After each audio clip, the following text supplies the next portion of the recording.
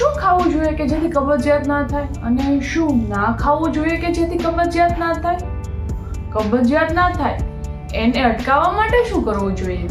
શું ના ખાવું જોઈએ? તો તેમાં રિફાઇન્ડ કે પ્રોસેસ ફૂડ ના લો, તેમજ બેકરી પ્રોડક્ટને અવોઇડ કરો. વધારે પડતું તીખું અને તળેલું ના ખાવું જોઈએ. ફાસ્ટ ફૂડ કે જંક ફૂડને અવોઇડ કરો. મિલ્ક કે મિલ્કની પ્રોડક્ટ, ચા, કોફી, પનીર ના લો. તમાકુનું સેવન ના કરો.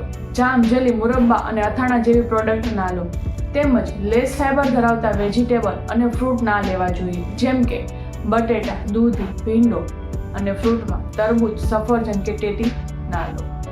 શું ખાવું જોઈએ? તો તેમાં હોલ ગ્રેન મીન્સ કે પ્રોસેસ કે રિફાઇન્ડ કામના બદલે આખા ધાન્ય, મકાઈ, રાજગરો કે પોલિશ કર્યા વગરના ચોખાનો યુઝ કરો. પ્રોટીનયુક્ત આહારમાં કઠોળ લેવાનું રાખો અને હાઈ ફાઈબરમાં લીલા શાકભાજી, પાલક, મેથી, તાંજળીઓ, કોબી અને વધારે માત્રામાં સલાડ ખાવાનું રાખો. ફ્રૂટમાં પપૈયા, કેળા, નાશપતી, જામફળ, ચીકુ અને લીલું નાળિયેર ખાવાનું રાખો. અને હા, પાણી વધારે માત્રામાં પીવાનું ભૂલતા નહીં. કબજિયાતને અટકાવવા માટે ડેઈલી સવારે જાગીને 1 થી 2 ગ્લાસ ગરમ હુંફાળું પાણી મલાસનમાં બેસીને પીવાનું.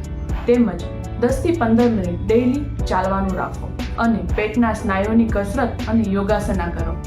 આ બધું કરવા છતાં પણ કબજિયાત રહેશે તો પછી કોન્ટેક્ટ કરો. હા, પણ જ્યાં સુધી કોન્ટેક્ટ કરો છો ત્યાં સુધી સ્ટે હેપી એન્ડ હેલ્ધી.